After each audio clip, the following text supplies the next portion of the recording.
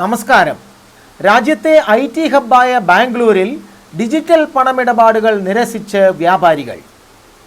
നികുതി അടയ്ക്കുന്നതുമായി ബന്ധപ്പെട്ട് അധികാരികളുടെ മുന്നറിയിപ്പുകൾക്ക് പിന്നാലെയാണ് ബാംഗ്ലൂരിൽ പണമിടപാടുകൾ മാത്രം എന്ന ബോർഡുകൾ വ്യാപകമായി ഉയർന്നു വന്നുകൊണ്ടിരിക്കുന്നത്. തെരുവുകളിലെ ചെറുകിട വ്യാപാര സ്ഥാപനങ്ങൾ, ഉന്തുവണ്ടികൾ തുടങ്ങി ചെറുകിട ബിസിനസ്സുകാർ വരെ UPI ഇടപാടുകൾ നിരസിച്ചിരിക്കുകയാണ്.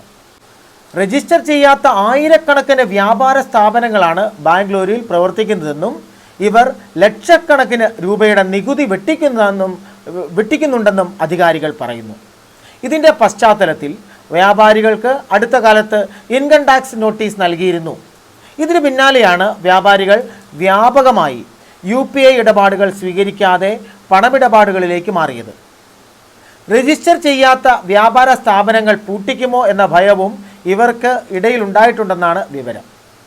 GST നിയമപ്രകാരം സാധനങ്ങൾ വിൽക്കുന്ന ബിസിനസ്സുകാർ അവരുടെ വാർഷിക വിറ്റുവരവ് 40 ലക്ഷം രൂപ കവിയുകയാണെങ്കിൽ GST രജിസ്റ്റർ ചെയ്യുകയും നികുതി അടയ്ക്കുകയും വേണം. അതേസമയം സേവനദാതാക്കളുടെ പരിധി 20 ലക്ഷം രൂപയാണ്. 2021-22 സാമ്പത്തിക വർഷം മുതൽ UPI ഇടപാട് ഡേറ്റയിൽ ഈ പരിധിക്ക് അപ്പുറം വിറ്റുവരവുള്ള വിൽപ്പനക്കാർക്ക് മാത്രമേ നോട്ടീസ് നൽകിയിട്ടുള്ളൂവെന്ന് വാണിജ്യ നികുതി വകുപ്പ് വ്യക്തമാക്കിയിട്ടുണ്ട്. അത്തരം ബിസിനസ്സുകാർ രജിസ്റ്റർ ചെയ്യാനും നികുതിക്ക് വിധേയമായി വരുമാനം റിപ്പോർട്ട് ചെയ്യാനും നിശ്ചിത GST അടയ്ക്കാനും നിയമപരമായി ബാധ്യസ്ഥരാണെന്ന് ഉദ്യോഗസ്ഥർ പറയുന്നു.